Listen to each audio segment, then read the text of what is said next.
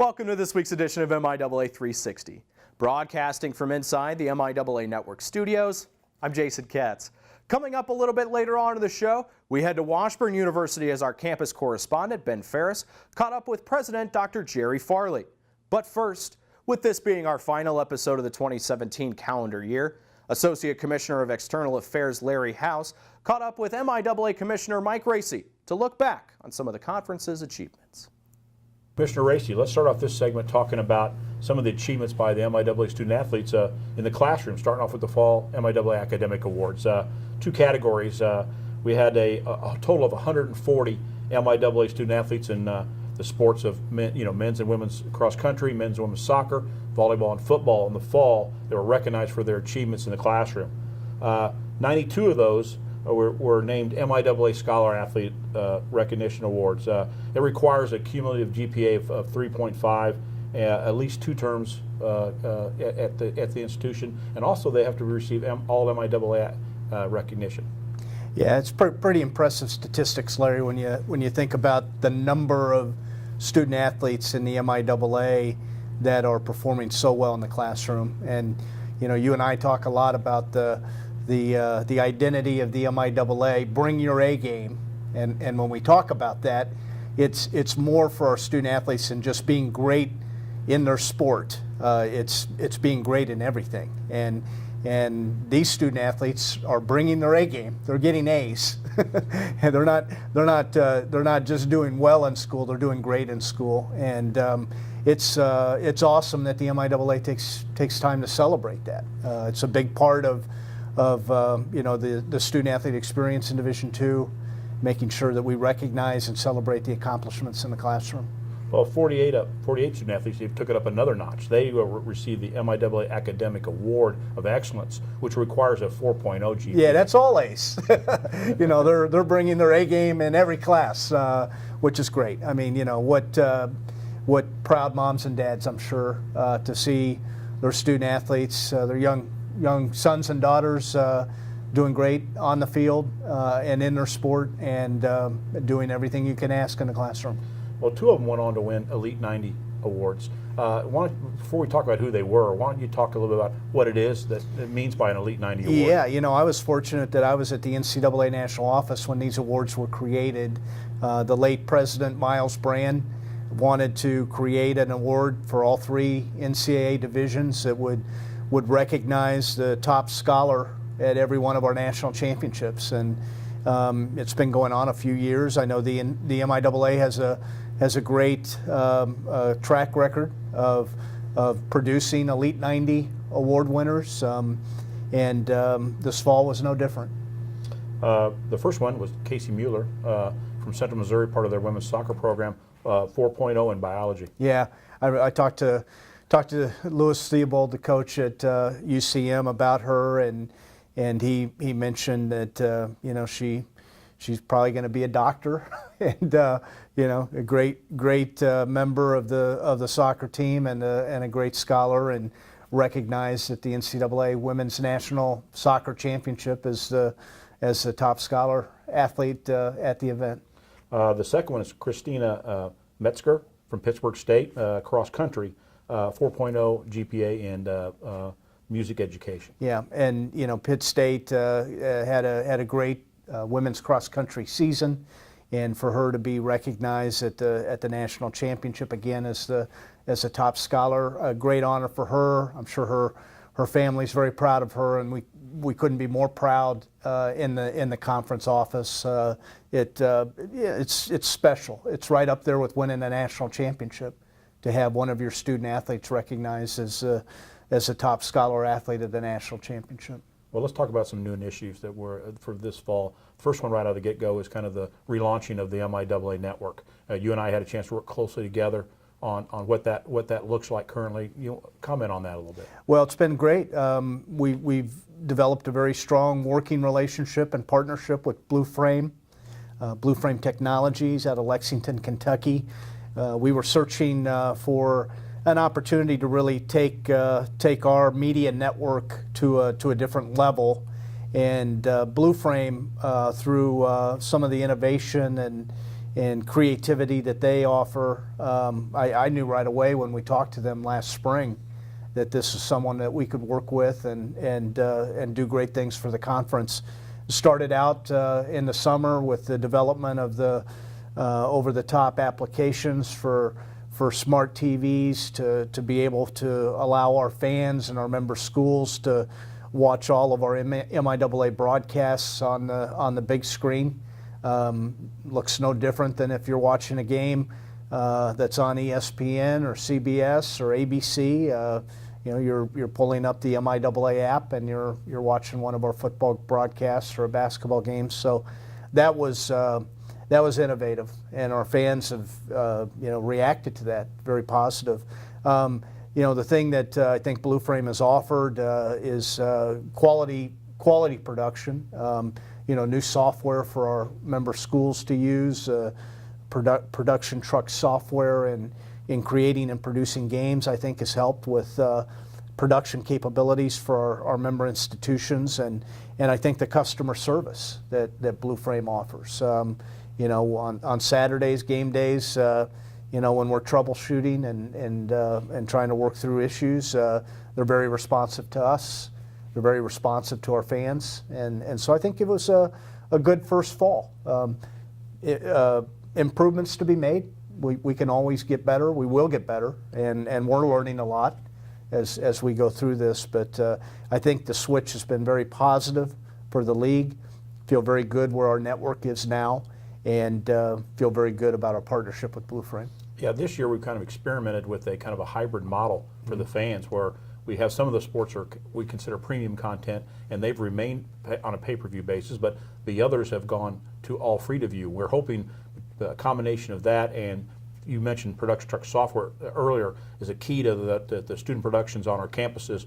It's easier for them to produce those kinds of contests. So we're anticipating seeing a growth in the number of sports and the number of contests within those sports that are part of our network. Yeah, Larry, we want to put as many of our events and games and broadcasts on the network that we can, and I think the partnership with Blue Frame makes that possible. The hybrid model that you're talking about, the fans that are purchasing football games, basketball games, that money's going right back to the schools that help provide revenue to our institutions, so they're able to put a soccer game or a baseball game or a softball game that we haven't done in the past, to put that on free to view because of the money they're generating in basketball and football. We also have started, Larry, the program with each of our member schools, where we're trying to identify a student correspondent at each institution, and an opportunity to allow them to do some different programming. And I know the students at UCM helped us with some of the pregame shows and things that we were doing in football, where they would take a look around the league at some of the upcoming matches, and we want to do more of that. We've started, obviously, the MIAA 360, a weekly show to bring features and updates to our member institutions about things going on around the league and to our network fans. So more of that to come, but it's been an exciting launch and pretty good fall for the MIAA network. Yeah, in the past, and like we do doing this year, we produce a lot of live broadcasts of contests. But I think the advance we're making this year is the shoulder program that you mentioned, like the show we're doing right now. Correct. And the way we deliver it, whether it be on the MIAA network on demand viewing, or whether it's on one of our social media platforms like YouTube. Right. I think that's key. Talk about that we're still continuing to take a look at what we're doing from a network standpoint. Can you kind of talk a little bit about the process we're going right now through with the task force? Yeah, we do have a task force, our media task force, made up of athletic administrators, athletic directors around our conference, and they're looking at everything from our current hybrid model that you talked about, and whether that needs to be changed. They're evaluating the work that we're doing with Blue Frame. They're taking a look at our game content and how that might be structured for advertisers and sponsors. They obviously, a lot of their early work was putting together our media handbook, Larry, for for consistency and quality controls from campus to campus and some of our minimum expectations on broadcasts. So it's been a very active group, chaired by Paul Plinsky, Athletic Director at University of Nebraska-Kearney. And Paul, obviously a very, very creative and innovative athletic director, right guy to be in charge of our media task force and thinking of new ways that we can reach fans and bring exciting MIAA action to sports fans all over the world. And on another new initiative is one I think that kind of puts us at the forefront at the NCAA is the Women in Sports Forum that we hosted for the first time here in Kansas City. Right. We had a successful event in November. Our Associate Commissioner Amber Feldman took the lead in putting that event together. We have a number of great resources in Kansas City that we can tap into that offer opportunities for high school female students and college female students to think about potential careers when they are ready to enter the workforce. And that's what we wanted to do this fall, was to create a program that would allow young female students to explore opportunities. And we had an all-star panel. We had high school and college female students from the 4-state region that came to Kansas City for the workshop. So successful, it's going to be an annual event, something we do, and it's really the MIAA's way, I think, as a conference of being engaged in the community and doing some things for the community to allow young female students to explore career opportunities in athletics. Well, the last thing is we've also been kept busy by a couple of national championships that have either been hosted already in Kansas City, or we're actually in the process this week with football. Correct. But back to the first one for a second, men's and women's soccer. And we actually had a team, Central Missouri women, win the national championship right here in Kansas City. And we'll talk a little bit more about that specifically on our next segment. But this week, obviously, the work has obviously been going on for months, but it's really coming to a conclusion here with this week, with the teams coming into town tomorrow and the game out at Children's Mercy Park on Saturdays. Talk a little bit about what's going on this week for football. Well, it's a big lift for the conference office to be involved with national championships, especially the football championship. We take that job very serious for our member institutions from all over the country, Division II institutions from all over the country. And again, our Associate Commissioner Amber Feldman, tournament director, and has been involved with all three of the previous football championships here in Kansas City. Amber's done another great job of getting us ready for this weekend. This is my first championship in the role as commissioner. I was around last year when we had 20 degrees and snow, and fortunately the weather forecast this weekend's a little better, Larry, but it's going to be an exciting experience for the student athletes, coaches, and fans that are here from Texas A&M Commerce and the University of West Florida. And that's what it's about. That's why this championship's in Kansas City. The venue that we play in is an absolute first-class facility to host a national championship. Housing our student athletes in downtown Kansas City gives them access to all of the amenities and restaurants and places to go that you want in a national championship venue. They're staying in first-class hotels. They're flying into Kansas City, KCI, our airport. We take a lot of pride in the championship that we do here. If it was about having as many fans at the game as you could, the NCAA would put this at the host campus site of the remaining top seed in the championship. And that's not what this weekend's about. It's about the experience of our student athletes. We feel that our central location and our geographic location for Kansas City allows most of our institutions that sponsor football in Division II to get to the game and have fans get to the game and enjoy a championship experience. But at the end of the day, the reason the championship is in Kansas City is because of the hospitality that Kansas City provides, the quality of the venue where our student athletes will be competing, and the type of attractions and amenities that Kansas City has to offer. Well, thanks for the information, Commissioner Racy. We'll be back with Commissioner Racy in a later segment in today's show. We'll take you back to our conversation with Larry House and Mike Racy coming up a little bit later on in the show as they recap what was another successful fall sports season for the MIAA Conference. But coming up next here on MIAA 360, our campus correspondent at Washburn University, Ben Ferris, caught up with President Dr. Jerry Farley. Dr. Farley, why don't you tell me a little bit about your time here at the university? I've been at the university now for a little over 20 years, which is great. I've enjoyed every minute of it, and we've had a lot of good successes based upon other people's work here at the university. And one of the really important things that we deal with, because it's so visible, is athletics. And I think we've had great success with athletics over this period of time and build on a reputation from the past. And what kind of drew you towards Washburn University and the community here in Topeka? You know, I really wasn't looking to become a president. I had my dream job at that point in time down in Oklahoma. But I had someone tell me about this position. I decided to look at it and interview. I found the campus to be really special in a lot of different ways, and the environment to be very special. And it seemed to me Washburn was really poised in a lot of ways to take a big step forward. And fortunately, other people thought the same thing, and we've got a lot of people pulling on the rope in the same direction, and we've had some great success with it. Yeah, definitely. I know that we've competed in a lot of national and regional championships, and can you kind of tell me a little bit about what it takes for a university to kind of compete at that level?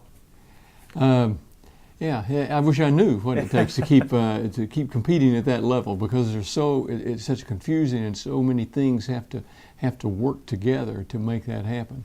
I would start with, you have to build a reputation of having quality programs. You have to build a reputation of having coaches that believe in the mission of athletics in a Division II school, and recognize that student athletes are truly student athletes, and create that image that we build on, that reputation that we build on, that's the kind of program that we're going to have. You have the reputation, then it gives you the opportunity to talk with and recruit students that want to come and be a part of that kind of program.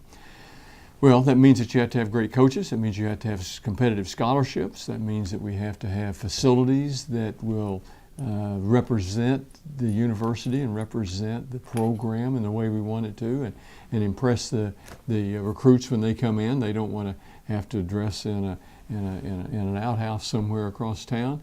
It's got to be the whole package put together that makes a difference in the way people view you, a difference in the students that you can recruit, the difference in the fans and what they believe in the program.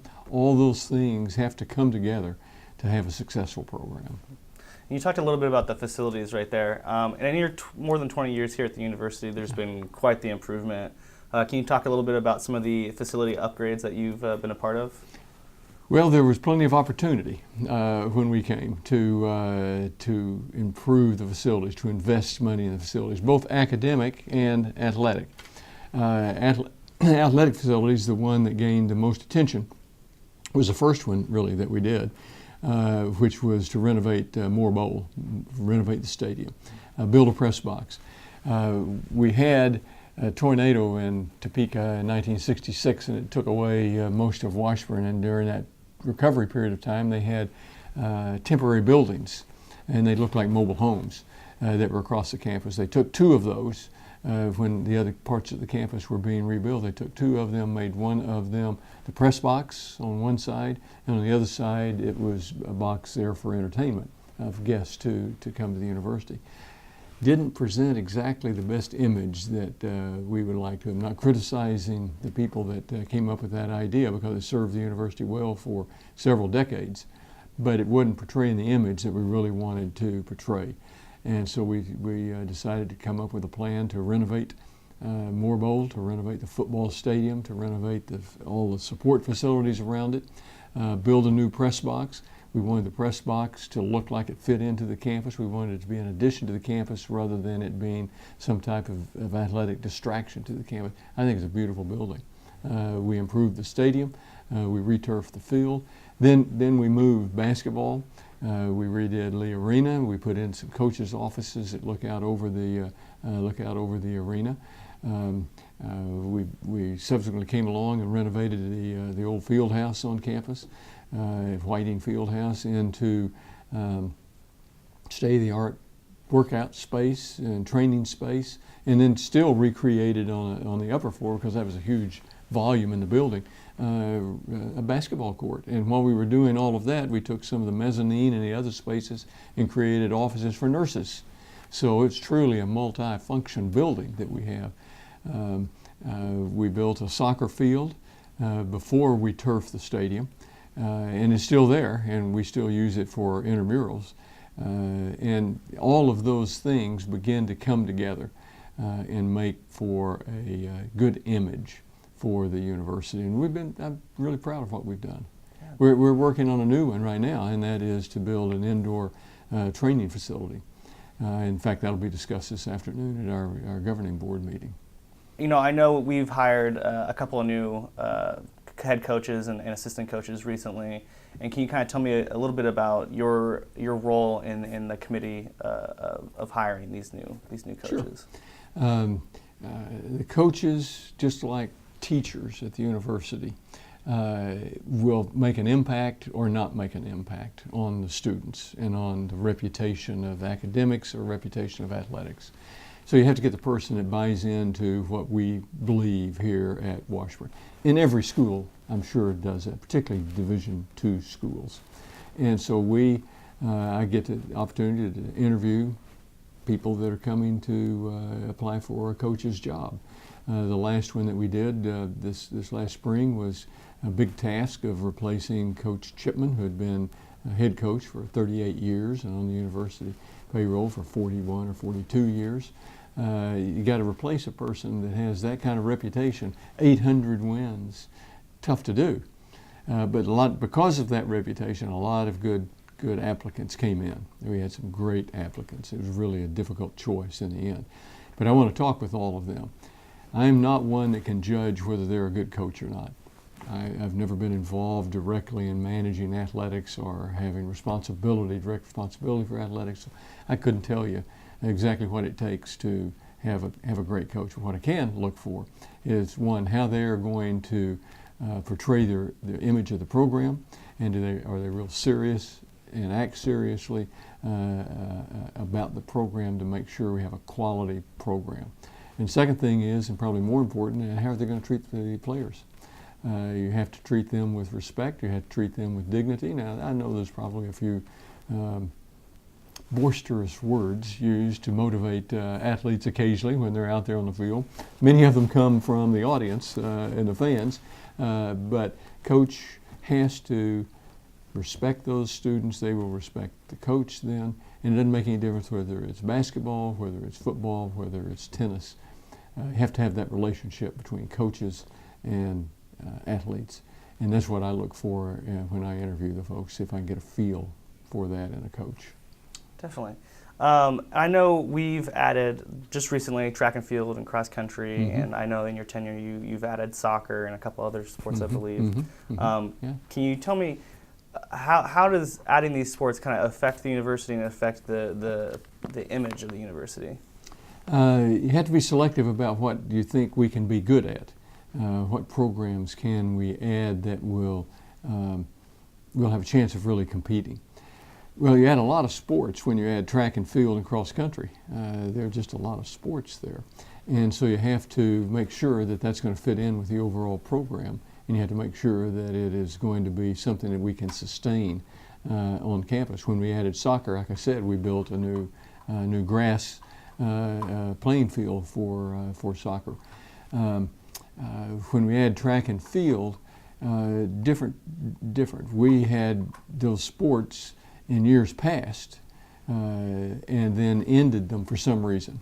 I don't know why.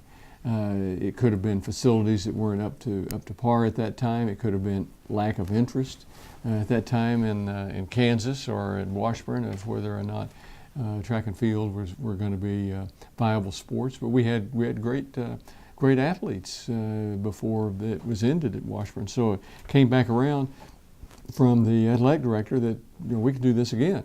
We think that there's good competition in the MIAA, and we want to be a part of that. So we decided to add men's and women's track and field, and it's been good. We thought we could bring in about 90 to 100 new athletes. Probably wouldn't have come to Washburn otherwise because they want to continue with their sport, and that's good because that's more students on campus and more opportunity for students to come to Washburn. And we added cross country, and that doesn't take much by way of facilities. Cross country is cross country. But we're now looking at the facilities, and as I said a moment ago, we're looking at indoor training facility, which will have a track in it and some spaces for the other indoor facilities, indoor sports at that point in time. So we thought that was a good addition to the institution, good competition, and you had to have competition, and quality competition for you to have a successful program. No one wants to come and not have quality opponents. That's not much fun. You can do that by just scrimmaging with yourself, I suspect. But we think that MIAA is strong, and we can be a good partner and be a big part of that. Well, thank you very much, Dr. Farley. Thanks for taking the time to talk to me. Pleasure to be with you. It's great to be a part of the MIAA, and all of our colleagues around the conference are really strong people, and their schools are good, and they're great competition, and we love defeating them. Thanks again to our campus correspondent at Washburn University, Ben Ferris, for joining us this week. And for our final segment of the 2017 calendar year, we take you back to our conversation with Associate Commissioner of External Affairs Larry House and MIAA Commissioner Mike Racy as they recap what was yet another successful fall season in the MIAA. We're joined again by Commissioner Mike Racy. We're going to talk now, kind of do a quick recap of kind of the 6 fall sports in the MIAA. We're going to lead off with women's soccer. I kind of refer to it as a season of first. So with Central Missouri and Missouri Western, obviously we're going to lead with this, with Central Missouri winning their first ever national championship. Conference champions, regular season, conference tournament champions, set a program record for history for 26 wins. That's an NCAA Division II record as well, and the first ever national championship here in Kansas City. Undefeated, great season. The championship being here in Kansas City, and that afternoon, and UCM winning their first women's soccer national championship in a shootout in front of all those fans was just unbelievable. And I mentioned earlier, the second best thing to winning a national championship is to have the Elite 90 winner at that particular national championship, and we did with Kelsey Mueller and her winning the Elite 90 award for women's soccer, and then the Jennies winning the NCAA national championship in front of their fans. It was a magical weekend. Yeah, and kind of alongside that in women's soccer, Missouri Western also experienced the best season in their program history. Their first ever postseason appearance, 30 team individual and career records. I mean, a great season for them. Yeah, they've started this new tradition of ringing the bell, and I was up there for the end of the year when Missouri Western hosted the Jennies in women's soccer, and they had handed out the cowbells, and they were ringing the cowbells, and just a great season for Missouri Western. That they are on the upswing in a lot of programs, including women's soccer, and it was great to see their success this year. On the men's side, Fort Hays, regular season champions, Northeastern State also advanced to the regionals. They actually hosted it, right? And they both advanced, met in the regional final. Right. Northeastern State defeated Fort Hays there and advanced and got to the Elite Eight. So Yeah. another good, also another good year for the MIAA Yeah, in men's soccer. had another close game with Rockhurst in the Elite Eight, and then Rockhurst wins and makes it to Kansas City for the Final Four. But Northeastern State and Hays both had great seasons in men's soccer again this year, and so I think we're looking forward to seeing what they have to offer next year. Okay, let's talk about football a little bit. Obviously, a great year for Fort Hays. They run the table regular season 11-0, best record in their school history. It allowed them to host their first ever home football playoff game in the postseason. You were there. Right. Talk about that experience. Right. It was a great experience. A full house. They played Ferris State.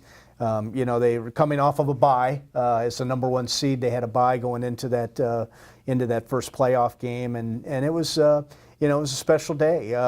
The score didn't turn out how we wanted it, but I know that Coach Brown and all the folks in Curtis Hammocky and administration were very proud of the program and the fans coming out to support, and as Ferris State described at the post-game press conference, the coach at Ferris State made a point to say his program was exactly where Hays was back in 2014. Went undefeated, won their first conference championship, got a bye, hosted a first-round playoff game, and got beat.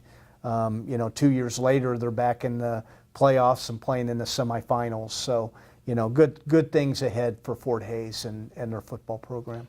Well, Northwest Missouri State obviously was also a participant this year in the postseason. They're two-time defending national champions. Obviously, they were defeated and they won't be able to make it a three-peat. Right. But that program, what can you say about the history and the culture of that program? Yeah, and they lost to Hays and had the ball late and a chance to win, and then in their playoff game against Ashland, again a close game at the end, and a disappointing year. They're not used to losing a regular season game or a playoff game, but what a great defense they had again this year, and we'll expect great things again from Northwest Missouri State. And the disappointing thing about the year, Larry, is that we were only able to get 2 teams into the playoffs. The MIAA is I think the best football conference in Division II, week in and week out. Here I'll say it again. We talk about bringing our A game.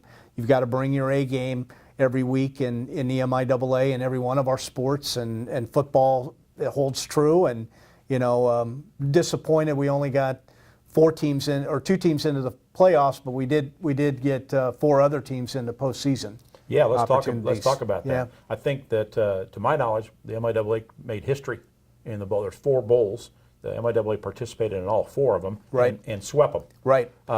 Central Missouri won the Mineral Water Bowl. Pitt State won the Agent Barry Live United Bowl. Central Oklahoma won the inaugural Corsicana Bowl. Right. And Washburn won the Champs Heart of Texas Bowl. Right. That's, And all of them were, pretty exciting games, I think. And you were at the Mineral Water Bowl, and we had a chance to watch the others, and it was a great day for the MIAA. The 4 bowl victories happened on the same day that UCM, the Jennies, won the national championship in women's soccer. But these bowl games, I think, mean a lot to these programs. We saw last year, Hays won a bowl game, and I think that served as some momentum for them coming into this season. And UCO and Pitt State were both playing great football at the end of the year, and capped that off with bowl victories. Washburn was able to go down a long trip to the Heart of Texas Bowl and get a victory. And the Mules, they had to split their fans. Half went to Excelsior Springs for the bowl game, and half here in Kansas City for the Jenny soccer, because they were at the same time, and both groups of fans got to see postseason victories. But yeah, that's special when you put programs into postseason competition and they're able to come out victorious. And a good day for MIAA football in those bowl games. Well, let's switch gears, talk a little bit about women's volleyball. Right. Another year of first for Missouri Western, and Nebraska Kearney continued their dominance in the sport. Those two teams battled all year long. It came down, the regular season title came down to the last match of the season at Western, and Western was able to beat Kearney to share the conference championship. Right. Then you advance to the conference tournament. What happens? They meet again in the conference tournament final, which Kearney prevailed. Those two teams advanced to the postseason, NCAA postseason tournament, joined by Central Oklahoma, all at the Central Regional. For Kearney, it was really kind of a 30 for 30 thing. It was their 30th consecutive season with 30-plus wins, and their 19th straight NCAA tournament appearance. Yeah, it's amazing. It's a great program that they built, and to see their continued success, to see Missouri Western have program success this year, and University of Central Oklahoma, another great program. It's a tough region we're in, Larry. It's tough to be in the same region year after year after year with Concordia, St. Paul, and the other schools out of the Northern Sun. Nebraska Kearney University of Nebraska Kearney actually had 2 victories this year over 2 other teams that won their regional and made it to the Elite Eight. And so that's how tough our region is. We've got teams that are beating other regional champions during the regular season and not being able to move on. But that's you got to win them. You got to win the games, and our schools, our programs know that. But another great year for MIAA women's volleyball, and very competitive and great programs. Yeah, kind of going back to the theme, seasons of first, Missouri Western volleyball. Right. Their first conference title in 30 years. Right. Their first NCAA tournament appearance in 17 years. And they in the regional, they got, I guess, a measure of revenge by knocking off Kearney. Right. In the regional, before they lost a tough match to the defending and eventual national champion, Concordia St. Paul. Right. Just magical year, I think what I enjoy about women's volleyball was kind of the same thing that I heard Coach Louis Theobald say after the women's soccer championship, that he reminded the press, hey, you're watching great athletes, but they're more than just great athletes. They're great students. They're great in their community. They're great leaders on campus, and we certainly see that of our women's volleyball student athletes as well. Okay, let's talk a little cross country. The men and women's cross country championship hosted on the campus of Central Missouri, actually on the Mules National Golf Course. Right. Great track. Pitt State swept on the women's side. They swept both the individual title and the team title. And Piper Missy from Pitt State won the individual title there. And then on the moving on, and then on the men's side, Lindenwood won the men's title, and Jacob Clems from Washburn, a sophomore there, won the individual title. Right. Kind of moving forward to the national championship, we had a good showing there. Pitt State women's team had a top 20 finish. Missouri Southern State men and Central Missouri men had top 20 finishes as well as teams. Right.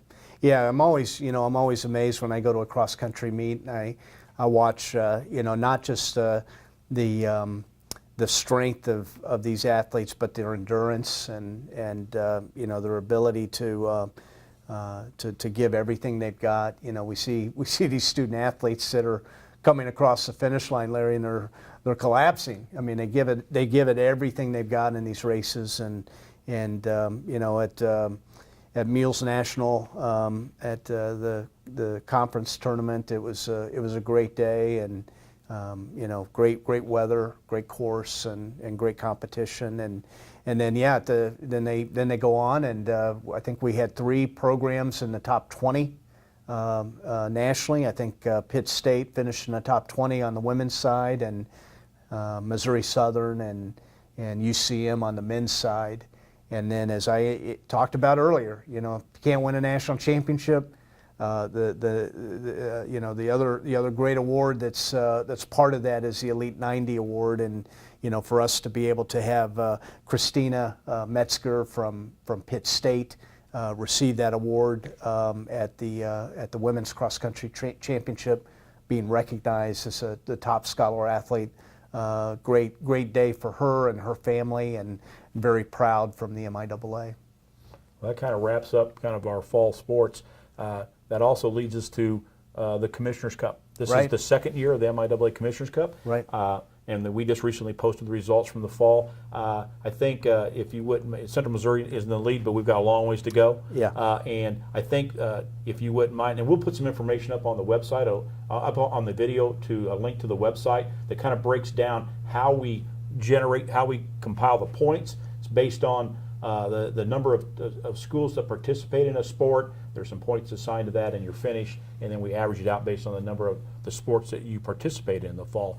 So it's all focused on the regular season. I know people get confused because they see postseason results and don't understand why that doesn't translate to Commissioner's Cup standing points. Yeah, it's been a great fall, as we've just recapped. I don't know how we're going to improve on that in the winter. But I guess that's a good thing to try and do. But yeah, you're right. The Commissioner's Cup standings, 3 or 4 schools within a point or two of each other, so it'll be an exciting race to the end. Again, we'll put a link up on this video that takes you to the website. You can read more about it, how we compile the Commissioner's Cup standings. And that's it. Commissioner Racy, thanks for your time. Yeah, thank you, Larry. Have a good holiday. You too. Thanks. Thanks again to Commissioner Racy and Larry House for joining us this week. Signing off for the final time in 2017. From all of us here at the MIAA Network, I'm Jason Katz. Happy holidays, and we'll see you in 2018. Thanks for watching, and until next time, bring your A game.